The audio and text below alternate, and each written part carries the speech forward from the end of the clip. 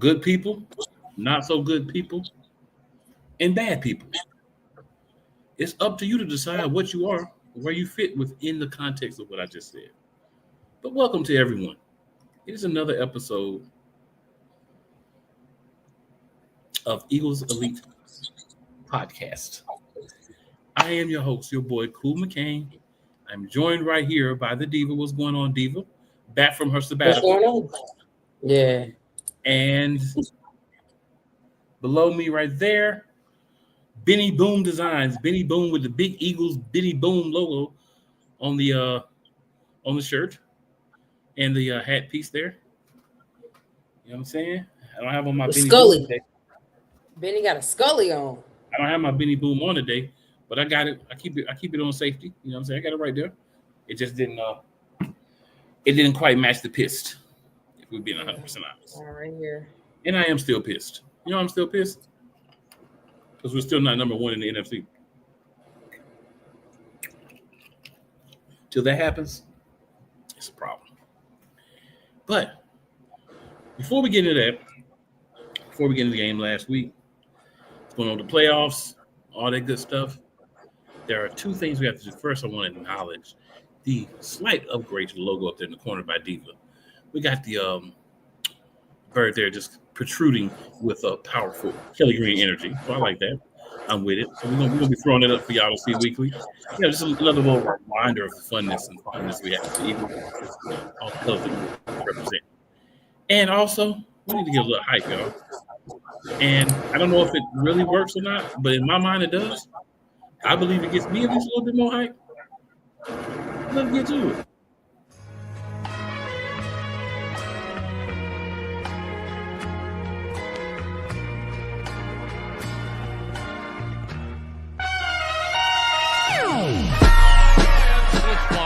The kick is away, and the kick is it's good!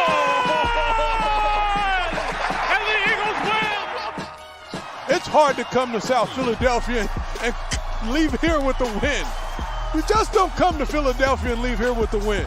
Eagles fans everywhere, this is for you. Let the celebration begin.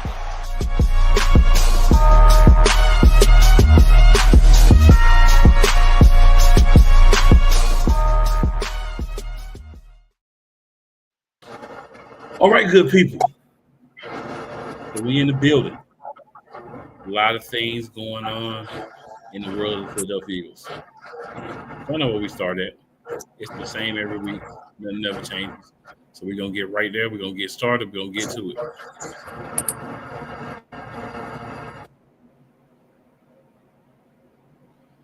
All right, Diva. Updates you would like to share with the good people. Well, we had a few injury updates. I think Fred Johnson was injured. He didn't play today. And Landon Dickerson didn't play practice today. But they are expected to play on Saturday. Of course, Lane Johnson is still out. So yeah, that's a little bit of what I know so far. I'd just like to add to that Saquon Barkley has a stinger. So that's something to look into. Benny Boom, what you got for us updates for the Eagles? As we know that in that game Sunday, Devin White tackle Hurts. He did suffer a little injury, but it's nothing major. He will be playing. Of course, he will be playing.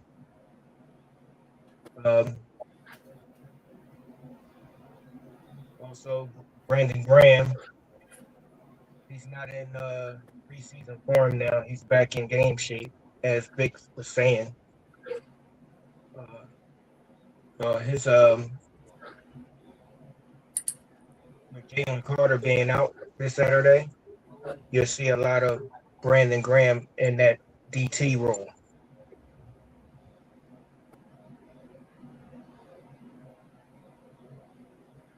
Anything else, sir? That's all I heard. I was more concentrating on trying to figure out where the heck your package at. But we got that settled.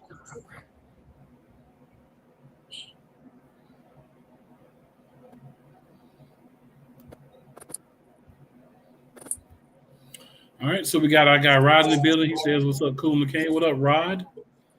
Right. Mrs. Uncensored. We got one."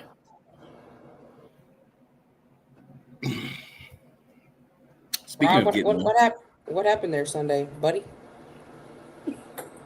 What happened?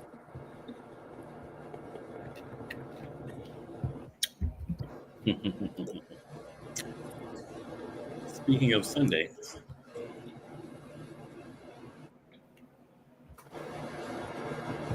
we believe in ladies first.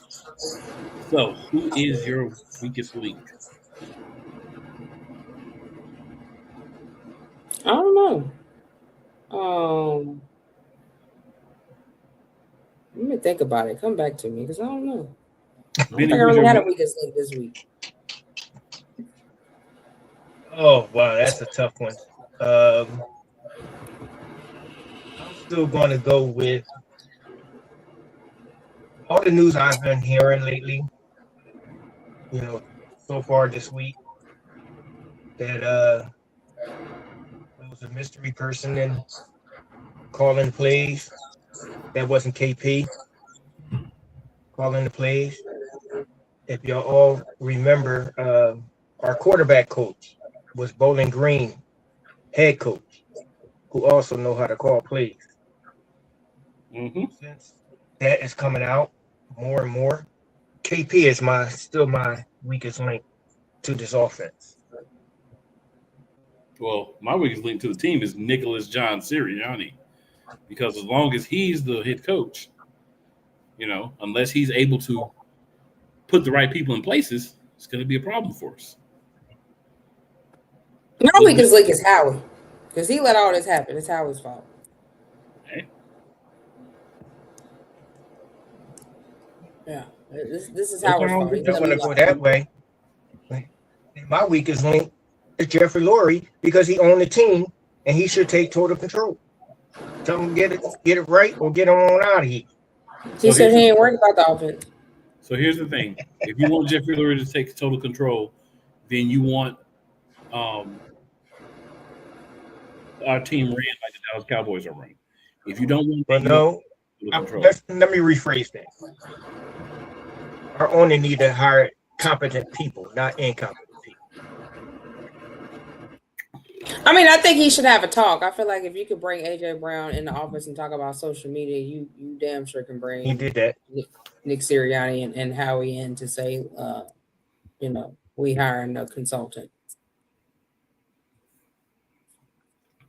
Now that I can vibe with, that is fair. So this one should be a little bit easier, Diva. You should be ready for this one.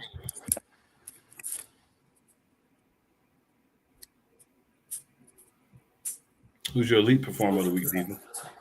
I'm gonna have to go with Coop. Coop is my elite performer of the game. All right, Benny Boom, who's your elite performer? PG. 17 snaps, 2 sacks. Gotta give it to the OG. Stepping in, stepping up, showing the young bucks how it's done. He need to be led by example. My elite performer is going to be the much maligned QB1, Jalen Hurts. No turnovers, looked in good form. Everybody wants to say, it was the Raiders and blah, blah, blah. Well, guess what? They're filling an NFL franchise. Okay? And they're not the worst team in the NFL. They may be one of the worst teams, but they're not the worst team. I can call you out a couple that are leaps and bounds worse. But Jalen, in the pocket, moving the ball around, he didn't get fixated on one guy. And that's the Jalen that I like to see. When he just moves the ball around, he has a higher rating if he's not locked in on one guy.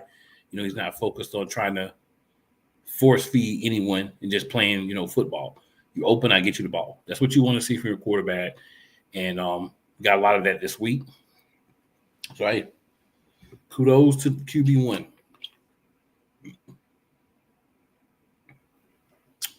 People were begging for Tanner McKee last week. I seen a billion posts about how Hurts is the problem with the offense and we can't win with him at quarterback and all this. A lot of those same guys, where to be found. I made a post this week where I said, hey, where's all the guys that was talking all the trash about Hurts last week? Where's the energy at? And it's like, and these are fans of the Eagles. Just relax. It was the Raiders and blah, blah, blah. They're not very good. And I said, well, you still have to execute. You have to execute no matter who you're playing against. And if you're going to dump on your quarterback and you're going to he's not a very good quarterback and, here's his numbers. I've said this several times when people try the numbers argument with me. We don't talk about Lamar Jackson just as a passer. We talk about his total yards. We talk about his total touchdowns. But somehow when we get to Jalen, and this is fans of the Philadelphia Eagles, it's not outside people. These are fans of the Philadelphia Eagles. They try to say, he's ranked in the bottom of yards and the bottom of touchdowns and blah, blah, blah. Yes, because you only want to add a piece of what he is as a quarterback. Once you add the running numbers in, which you guys don't want to add in because it greatly ups his value and his numbers and productivity, it paints a different picture. And let's not forget, this man's been to the playoffs every year he's been a starter in the NFL. This man has been an MVP of the Super Bowl and an MVP regular season runner-up. So let's not try to discount him based on a bad game. There's not a quarterback that hasn't had a bad game, right? Let's keep that in mind. I'm not going to get into a big Hurts tangent, but just keep that in mind. When you're trying to dump on your own quarterback or when you're trying to dump on Jalen Hurts, keep in mind to tell the full picture, right? Talk about those other things. Talk about those running yards, those running touchdowns. Talk about that Super Bowl MVP. Talk about the fact that he's a winner, he's a leader, and his teams have always been to the playoffs. Let's not leave those things out because it's rarefied air that he's in because of all of those accomplishments. But when you want to demean someone, you want to pull out the bad things. And we'll say the people that are doing that don't bear a striking resemblance to the three people you see on the screen right now. And I'm going to leave that there. All right, so Diva or Benny, do I have another elite performer that you wanted to shout out since we had a lot of them to go around? I'm gonna shout out to Kobe Dean. He's been playing lights out, just like Jordan Davis has, but he really has been playing lights out since he came back from that injury. And this is what we've been wanting to see from the Kobe Dean for several years. I mean, I know he showed, glimpse of what he could be, but he's really played lights out since he's been back. So I kind of hate it for my boy Campbell because he's been benched instead of rotated out. And he was on his way to, being possible one of the best rookies in the NFL. But yeah. Anybody you want to add, Benny? Corey Jackson. Last few weeks, I know we gave him hell through the whole entire season, but these last few games, I'm starting to see that he's feeling real confident in himself. He's comfortable with the scheme. He's stepping up to the plate. He even making tackles that he normally doesn't try to make.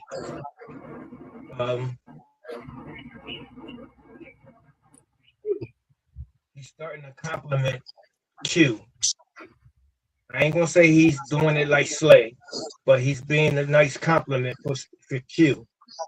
Even though Q don't get that, they don't target Q the way they target CB2.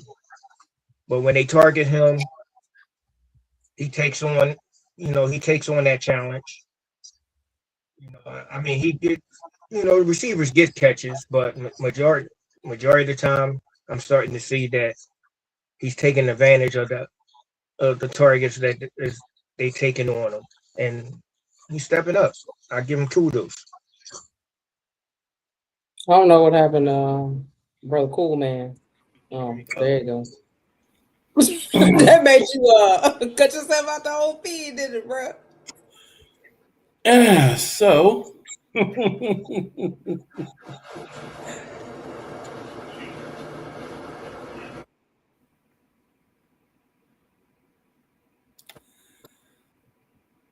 Eagles Raiders.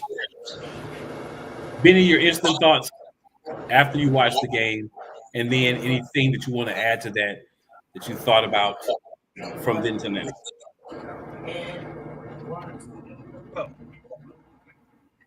Well, I'm tired of people saying, "Oh, it's just the Raiders." Look, every team in the NFL is a professional team. You have bad teams, not bad players. So when I look at this Raider team, they don't get blown out. They scored against Dallas. They scored what, 16 points? Okay, Dallas did beat them, but they at least scored 16 points. They ain't scored nothing on us. And it doesn't matter if they didn't have their starting quarterback. Even with Geno Smith, if Geno Smith would have been in there, he wouldn't have did no better. Our defense was playing lights out. You know, this offense that came out, kickoff, they put their foot on the gas, and they never let up. And that's how I like to see our offense play. You get the lead, just because you got a lead, you don't take your foot off the gas. They kept that foot on that gas. And I'm hoping that it would transpire over to the next game, because this next game, we got is going to be tough. All divisional games is tough. But I'm starting to feel confident that our offense is coming together as a unit. The offensive line did a good job. They opened up some holes, but they pass block better. No penalty, not too many penalties.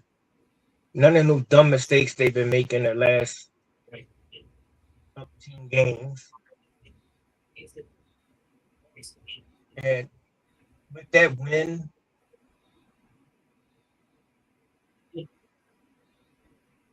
and I'm having fun on that field. This week should be a good week for practice, and they should be focused to make this run, and hopefully a deeper run in the playoffs. Offense, I give you kudos. But like I tell everybody, yeah, I like offense, but my thing is defense.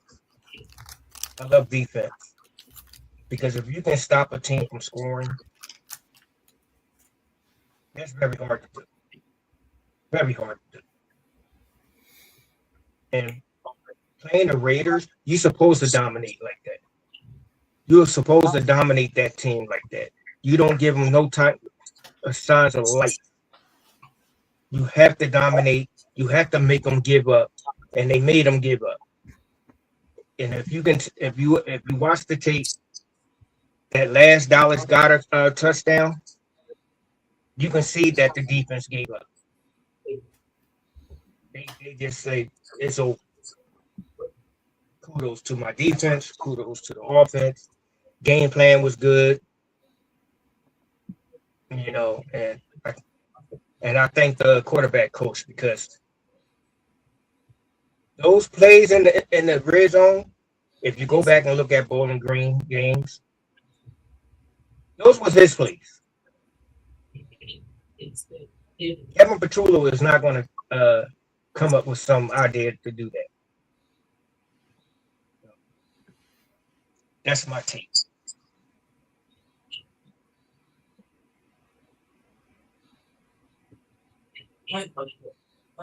Diva, your thoughts?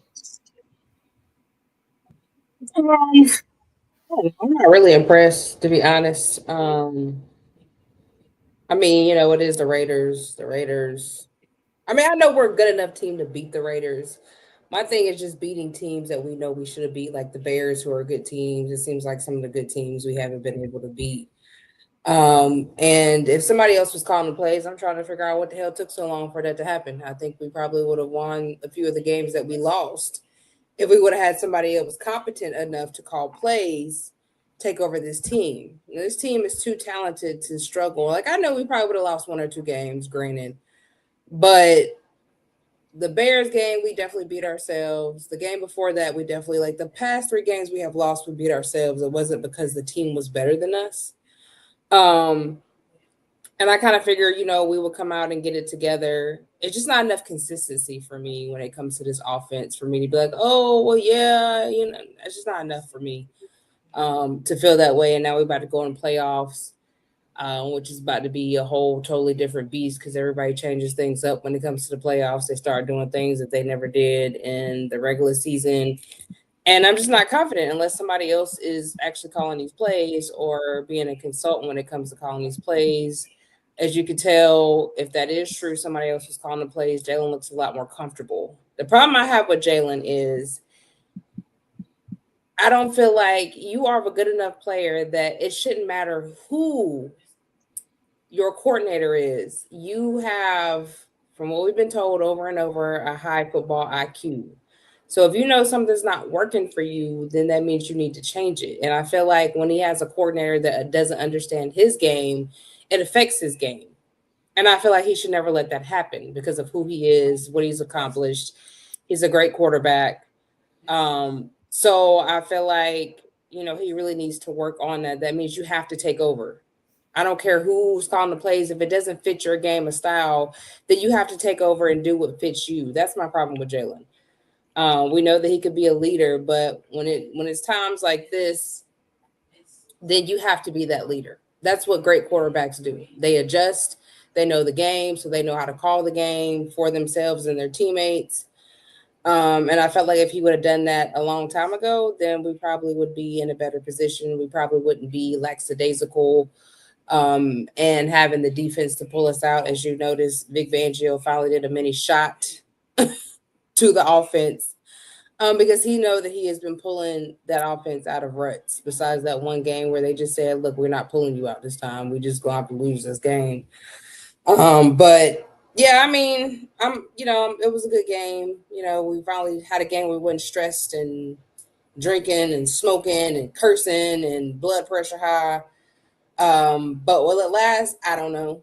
I mean, we do got the Washington Redskins. You know, Marcus Mariota has been playing pretty well for them. Jaden Daniels won't be playing, but Marcus Mariota has been playing well for them. So, I mean, if we're not prepared, if we come out with the same old BS as we've been doing the last 2 games before this game that we just had, then that's going to be another L. So I just got to see more consistency from this offense for me to be impressed. I'm not impressed. I'm happy we won a game, but I'm not impressed.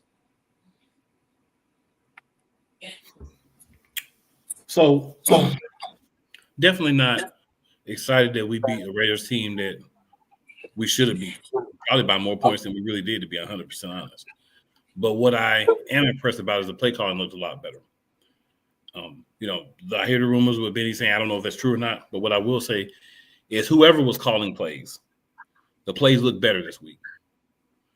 This looked like an NFL team that wants to win games and not some of that garbage we were seeing the previous weeks. Start out strong and then just give up. With kind of the mantra. Now, I have a feeling some of you might follow me, some of you might not. You may think I'm an idiot, whatever. I believe that one of the things that has hindered the Eagles this year is hard knocks in season NFC East. Because think about it. How many people will watch Hard Knocks if the Philadelphia Eagles had a 4 or 5 game lead and there was no one else in the division that had at least an opportunity to win? So, you know, adversity. Yeah. So a little adversity, you know, a little bit of you got to lose a couple games here, you know, just to keep Hard Knocks viable. I think could be possible. Now, my concern is let's not argue. Let's just assume that my guess is correct, right? Let's assume for the sake of argument. There's another part to that could be real crazy. Now you want the team, or another team has to try to reset and start back winning. So it still gets to the same point. It's just how you get there. I also think the Raiders game was a much-needed get-right game. The Commanders, I agree, are still going to be difficult, but without their quarterback, it's going to be harder for them to win. But that doesn't mean the Philadelphia Eagles can let their guard down. We're kind of in playoff mode right now, to be 100% honest. We're in a position where we're fighting for seeding. I think we've established that the NFC South winner is going to be the bottom, the 4 seed. Nobody wants to win a division between the Panthers and the Buccaneers. It's going to come into the last week of the season. We can clinch our division with the win this week. So that's, that's something to look forward to. And that happens because we won last week. And, of course, Cowboys lost. I also think focus. Excuse me, I got a dry throat. Still been a little under the weather, but not like I was. I work outside, so it is what it is. Focus. Just a matter of saying, you know what? We've got to go out and we've got to execute on the offensive side of the ball and the defense. Still depth. Jahai Campbell not getting the playing time he needs. We're going to look at him and say, man, we want this guy to show us something next year. We want him to be part, right? But we took a whole year and we just went from him playing 98% of the snaps to 0% on the actual defense. You can't find 30, 40 snaps for Jahai Campbell rotating through the linebacker positions. If you can't do that, then, Vic, what are you here for? Big concern with Vic is when you have guys that are young and you have a guy in front of him that can play. It's his inability to get those guys involved in the game until something happens and they have to play. That's a concern because the playoffs are coming. We're going to be playing all good teams. So in that scenario, we need every bit of help that we can get. We need every guy ready to play that we can get out there. Vic's holding guys back. We need more, Vic. We need you to be better, bro. The defense looks good, but when it gets winded, you don't have depth. You don't have depth because you won't play guys. But you stuck with Adoree Jackson through some terrible times. The other guys that played well can't even get an opportunity. It's crazy. But we won the game. We needed a win. We got one. All right. Little G Griffin says, I have a nephew. Congratulations. Key with us in the chat. She says, hey, guys, what's going on, Key? What up, Key? Little G says, I'm a big fan of Eagles season. Better Eagles kick Washington Commanders' butts. We got to get that from Little G. So definitely. Hopefully we do that. He says, I'm not on. Diva comes on. Laugh out loud. Well, Key, you said you was driving home like 7:30. It took you forever to get home, didn't it, Key? Good point. He says, Cool still pissed. Cool is still pissed. Cool is definitely still pissed. 100%. All right, y'all. So we're going to flip it up for a second here and just talk a little bit about the playoff picture. Just want to go over the playoff picture as it stands right now.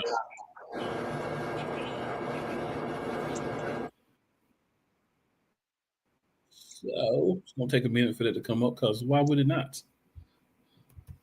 Anything else would be civilized. It's funny, guys. Like I say every week, I pull this stuff up early. But it don't even matter. When you need it, you got to reload it. You see. All right, so over in the AFC,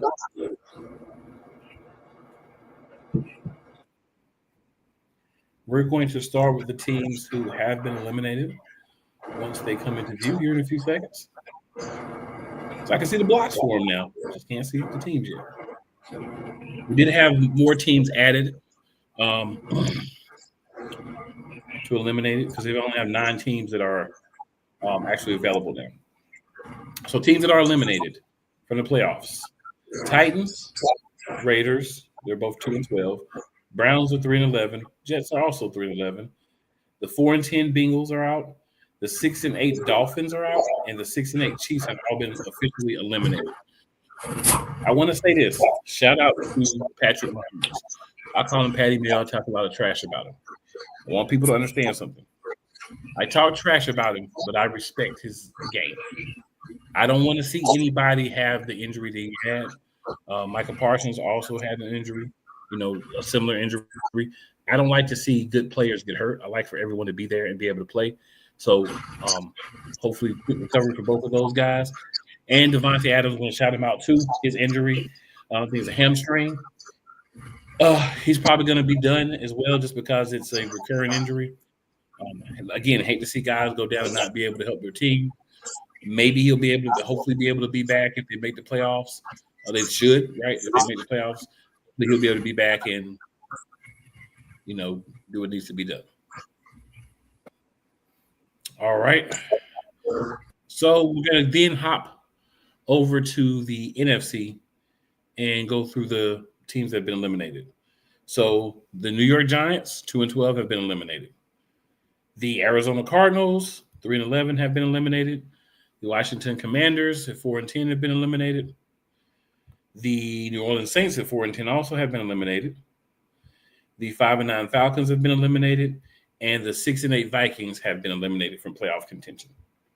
Now, the Falcons and Saints did their best to both play spoiler for their division, but it didn't really matter because both teams decided not to show up. Really crazy. All right, so then we're going to go to teams on the bubble. AFC, Colts and Ravens. Colts are 8-6. Ravens are 7-7. In the NFC, we have the 8-6 Lions, the 7-7 Panthers, and then the 6-7-1 Cowboys. The Cowboys can be officially eliminated if the Eagles do win this week. We'll see if that happens. No guarantees. The Panthers are only in the hunt for their division. They can't get a wild card spot. They're 7-7, and the Buccaneers are also 7-7, but the Buccaneers hold the tiebreaker in common opponents as of right now. The Buccaneers and the Panthers play twice in week 16 and 18, so they can decide their own fate. If the Panthers can win both of those games, they'll win the South. If the Buccaneers wins one of those games, they win the South. Another scenario for that, I'm only talking about this because it's so close. For the Bucs and Panthers, if the Panthers win against the Bucs and then they win against Seattle the following week, they would win the division actually as well because they would flip the common opponents if the Bucs lose their game next week. So a lot of if this happens, that happens. If that happens, this happens. But the South is so very close that it's kind of interesting, especially how that schedule ended up. All right, so guys, any thoughts on bubble teams or eliminated teams before we move on to the teams that have clinched and then those that are vying for clinching and spots?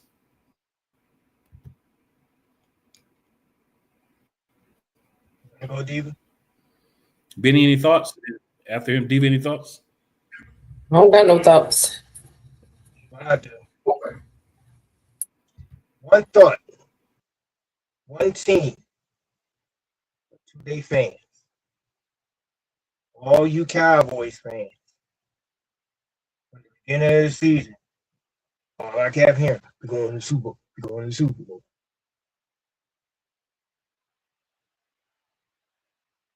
You're in the bubble. The Eagles is not going to fold. So y'all might as well just gear up, regroup, figure out what y'all going to do with Pickens, get some defensive players, get ready for 2026. Because y'all going to be sitting on the couch. If the Eagles come out and do what they got to do Saturday, 8 o'clock, Cowboys Nation, y'all be sitting on the couch.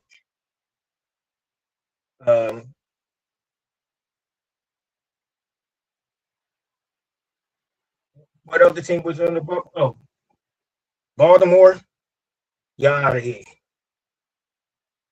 Because y'all got a game against the Steelers. And the way they they playing with confidence right now. I can see the Steelers beating y'all, sweeping y'all this year. Y'all not playing the best ball. Y'all not playing ball like y'all normally play. Your defense is very suspect. And without that defense being the way they used to be, I don't see them making the playoffs. I'm a huge Patrick Mahomes fan. You know, I love his game. When he went down Sunday, man, it's like the people in that stadium, the air went out of their body, mine went out, and I'm like, damn. I see this guy play on twisted ankle, high ankle sprain. This one, I'm praying for him to come back stronger. I know he won't be back until late in the season next year, maybe. Not to see number 15 playing football.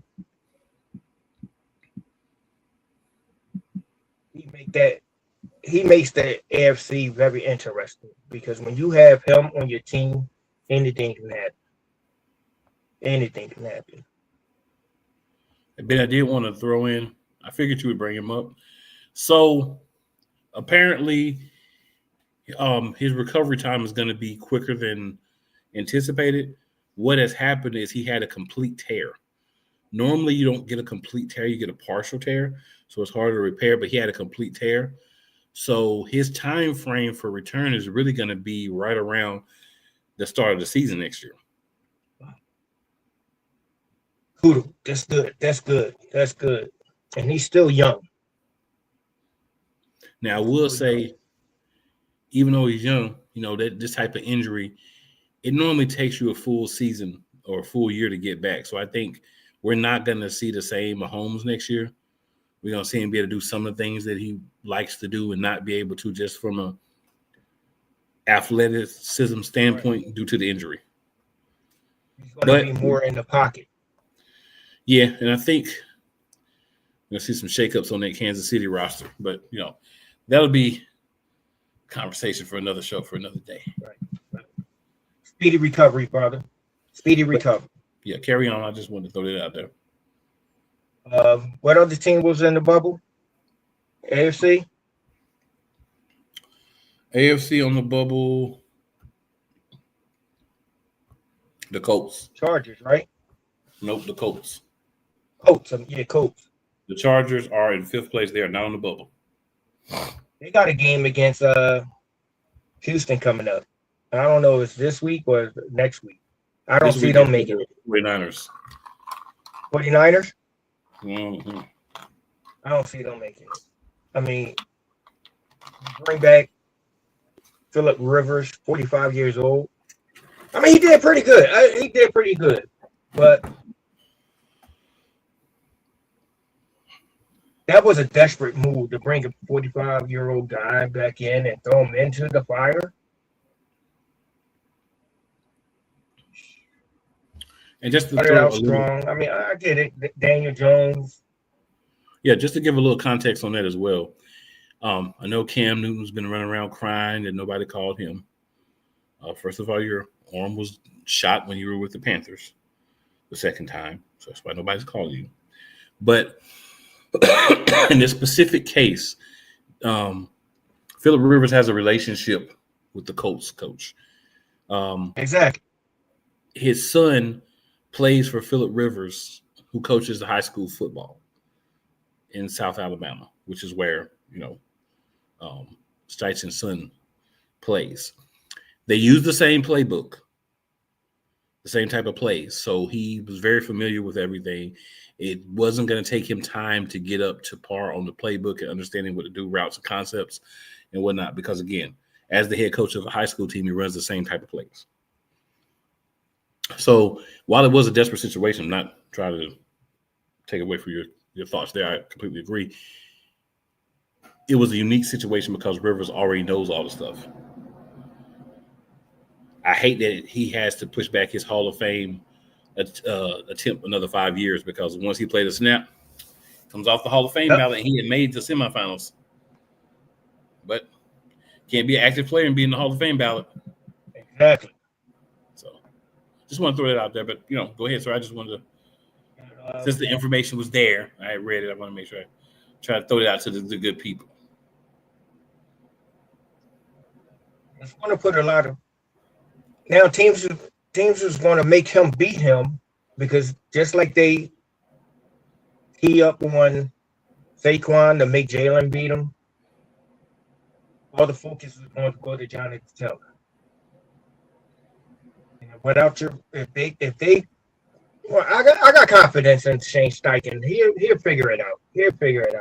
But it's going to be hard for them. To make the playoffs. Would that make if they don't make it? Would that put Shane Steichen on the hot seat? No, I don't think it will because injuries happen in the game of football. But truthfully, I see that they don't have no confidence in Anthony Richardson. He don't even have no confidence in himself. I don't think the boy want to play football for real. Because if he wanted to play football, his head would be in the game. He's injured. I ain't know that. I thought he's injured. He got benched, but he's also injured. That's why he's not even getting a chance. He got injured. Those are my teams. Those are only 3 teams I'm saying that I don't think is going to come out of that bubble. All right, we've got 2 teams that have clinched playoff spots. One in the AFC, one in the NFC. The top seed, Denver Broncos at 12-2, and the top seeded LA Rams at 11-3. They have both clinched playoff spots. Now, keep in mind, this is playoff spots. Playoffs, not divisions yet, just playoff. Meaning they're going to make the playoffs, but where they're going to be has yet to be determined. Right. So, Diva, do you believe that the Broncos or the Rams or neither or both have the weakest chance of staying the number 1 seed in their conference? I think the Broncos do. You think they have? I think the Rams. The weakest chance, yeah, I think the Broncos do. Okay. I feel like the Rams are a better, team than the Broncos. Just because you have Matthew Stafford, who's been playing for thousands of years now. That team is just playing really well. They played well last year, so I believe that this year they're not going to let that opportunity pass them by. What say you, Benny?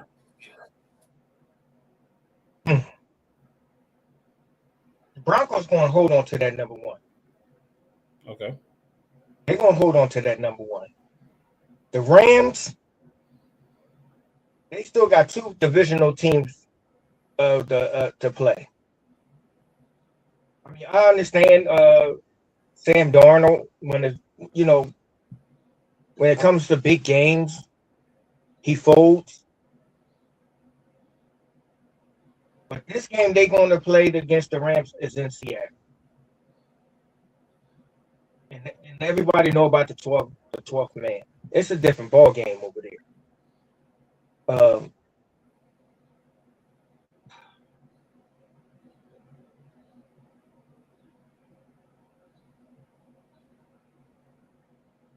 If the Rams get that 1 seed, it's going to be on a slim margin. Because you gotta beat both divisional teams, San Francisco and Seattle. Now San Francisco got a lot of injuries, but Kyle Shanahan. Well, let's put it on. Most of Joey Bosa gone. He's gone for the season. He might surprise you with some stuff. And they play each other so well. I don't see the Rams sweeping San Francisco. I don't see them sweeping. Truthfully, I don't even see them sweeping Seattle. I think they can lose 2 more games. Okay. So back to the AFC teams that are in the hunt. So division leaders, which are the 2, 3, and 4 teams, Patriots, 11-3. They caught an L, but still comfortably in second place, and ahead of their division. In third place at 10-4, the Jacksonville Jaguars, and then at 8-6, the Pittsburgh Steelers. So the Steelers are starting to, try to pull away a little bit from said Ravens. And then we have the wild card teams. So wild card number 5, we got the Chargers at 10-4. Number 6, the Bills at 10-4, and then 7, the Texans at 9-5. I'll ask both of you this question, real simple. Do you believe that the Chargers, Bills, and Texans are the 3 wild card teams from the AFC? Yes or no? Benny, yes or no? I'm gonna say yeah. All right, Diva, yes or no? Mainly the Texans. No. Okay. All right. Then over in the NFC, up 5 spots. They're going to be doing this song and dance, it looks like, almost every week. We got the Chicago Bears at 10-4. They haven't clinched anything yet, playoff berth or division or anything yet. Third place, only 9 wins, which is why one of the reasons why that's still back there. Philadelphia Eagles, 9-5. Fourth place, Tampa Bay Buccaneers at 7-7. They're leading the NFC South right now.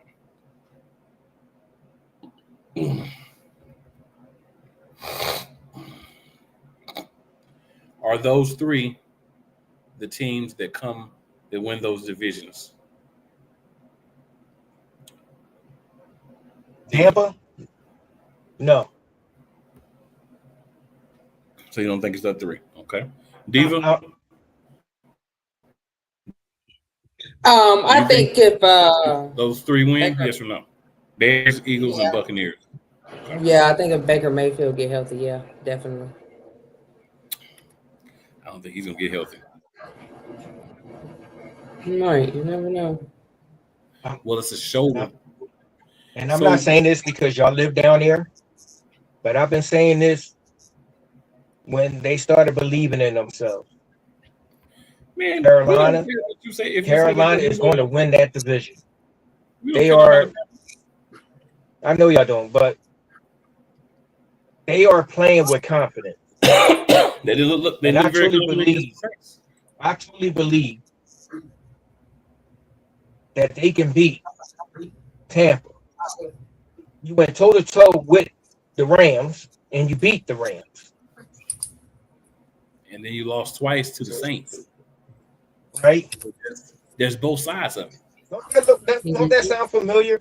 A team beat the upbeat teams and play down to their opponent. Well, here's the problem when you do that, though. When you do that and you're in the playoff hunt and you already are kind of behind the 8 ball, you can shoot yourself in the foot. Because losing to the Saints twice basically puts you in the position that you're in right now. Right. Because had they beat the Saints those 2 times and lost to other teams, they would still be up in the division because they would have a division winning record. So the way that they're losing is one of the things that's hurting them. Even if they're losing to bad teams, because those are division rival. I don't think the Panthers, I've said this all season, I don't think the Panthers are ready. I think they're either every other week. They could get in because, to Diva's point, if you have a healthy Baker Mayfield, I think you're a much better team. But Baker Mayfield has a left shoulder injury.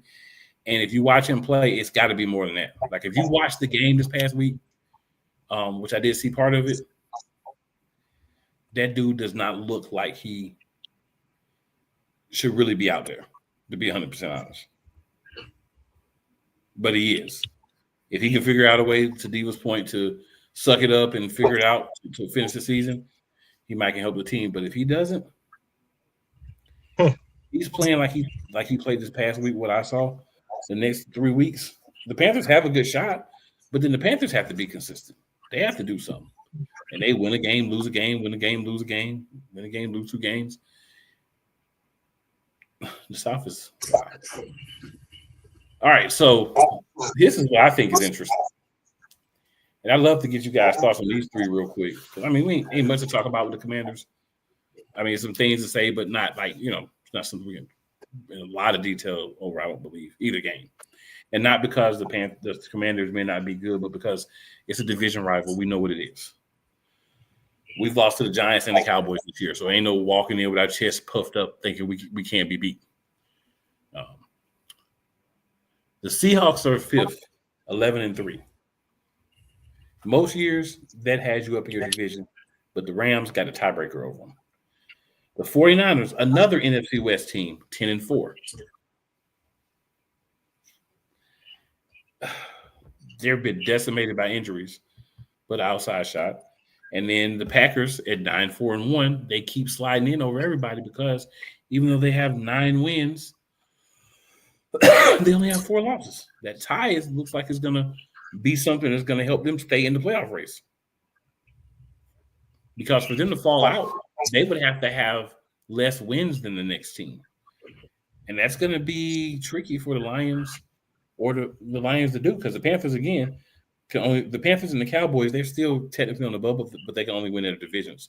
They can't get the last playoff spot because they're too far behind. Like technically, they can until after this next week, but you can already kind of see what it is. So, guys, thoughts real quick. Seahawks, 49ers, and Packers. Are those the 3 next best teams, or I can't say the next best. Are those the 3 teams after the division winners that should be locked into those spots? And if you want to give a quick why, feel free to do so. Benny, we'll start with you.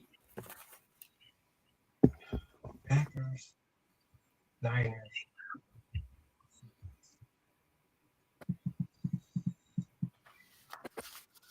What do you say?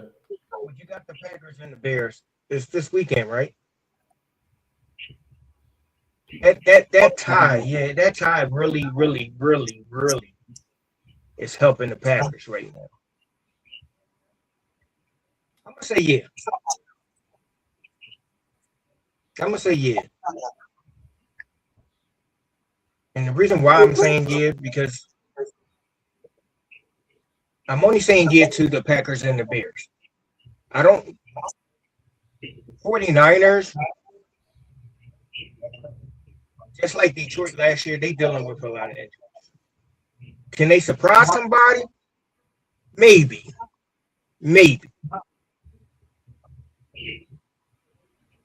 But that's a toss-up. But I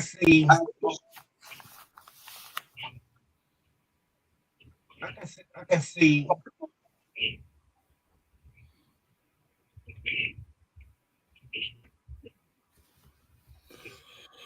All right, Diva. winning that division and being the number. I thought you were done. I can see Green Bay winning the division and being that number 2 seed. I'm gonna say yeah on slight. Green Bay is just wishy-washy for me. I mean, they're a decent team, but I don't know if they have what it takes. Green Bay have been in the playoffs in forever. If they do, I think they'll be out the first round. Who was the other team you said? Brother?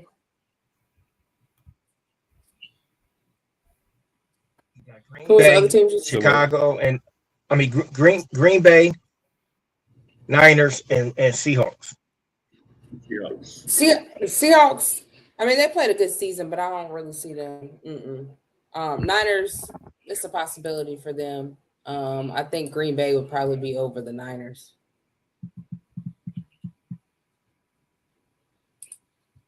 All right. So, good people, we're at that point. There's only one thing left to talk about.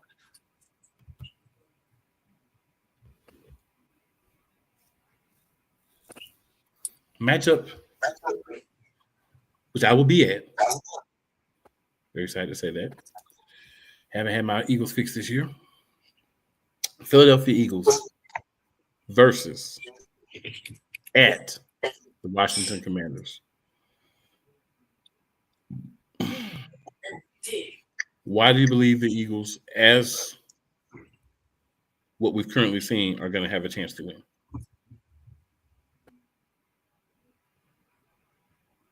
You're starting to have fun. I'm gonna go ahead because I'm about fun. to jump off here. But I feel like if the offense plays consistently and we have a good play calling and we come out there and we start scoring from first quarter on, I feel like we have a good chance. If we come out there on that BS and we get to stalling and we can't score not a point in the first and second quarters, we got an issue. I'm not worried about the defense. I'm never worried about the defense. As long as that offense comes out and play like they did on Sunday or when they played the Giants, I feel like we have a good chance to win. If not, then we don't. Benny? If they continue on what they did last week and cut down on the penalties as they and protect the ball. If they can just protect the ball, I can see us winning big. They gotta go into this game with one thing in mind. Don't even worry about clinch the fact of when we'll clinch the division and give us a playoff. Go in there, do your job, and let everything fall into place. They gotta play carefree. They gotta be loose.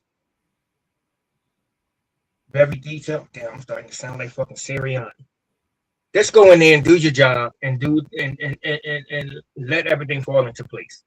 I don't want to sound like Sirianni. Fuck that detail shit. I ain't worried about the defense because the defense is going to hold their own. The offense need to match the intensity of the defense. Don't let the defense be out there too long. You know, they got to control the pace of the game. They got to control that clock. It's game management time. The team, if you go out there and you TOP, I can see the Eagles winning this game. So I think it's just execution. We're going to have the backup quarterback, but he's played a lot this year. Their defense has some struggles. They got they took a chance on a lot of older guys that they may have paid a little bit more than they really should have because Jay Daniels is on the rookie contract still. Things didn't quite work out with Daniels. It happens, right? It's part of it. I do believe that if the Eagles come out and play their best, they have a very strong chance to win the game. I won't go as far as guaranteeing anything because, again, we've seen this offense sputter. We've seen it be great. Depending on what version we get, it's going to depend on how things end up playing out. But execution is my thing. We have to execute the plays properly. Everyone has to run their routes. They got to go through. You got to block. If your assignment is to block, make sure you are blocking as long as you can, as hard as you can. And a little bit of discipline. Let's make sure we're not just giving away the yards on penalties and bringing back big plays with poor calling. So, I think execution and discipline is what it's going to take to win, not just the Commanders game, but moving forward the Philadelphia Eagles. All right. So, good people, we are hitting the hour mark. Thank everyone for tuning in. Please make sure you're liking, sharing, and subscribing if you haven't already. Make sure you're shooting this out to, any other Eagles fans that know. And, we're going to be back next week. Win, lose, or draw. Hopefully no draws, hopefully no loss, but you got to play the game and see. It's why you play the game. But there's something I hope I'll be able to play next week. We will see. But for my man Benny Bull, for Eagles Diva who had to hop off, it's your boy Cool McCain. And it's that time. Hashtag Fly Eagles Fly. Hashtag Be Elite. And you know very well. Wings, people, spread your wings. Washington Commanders, we coming for you. And we out.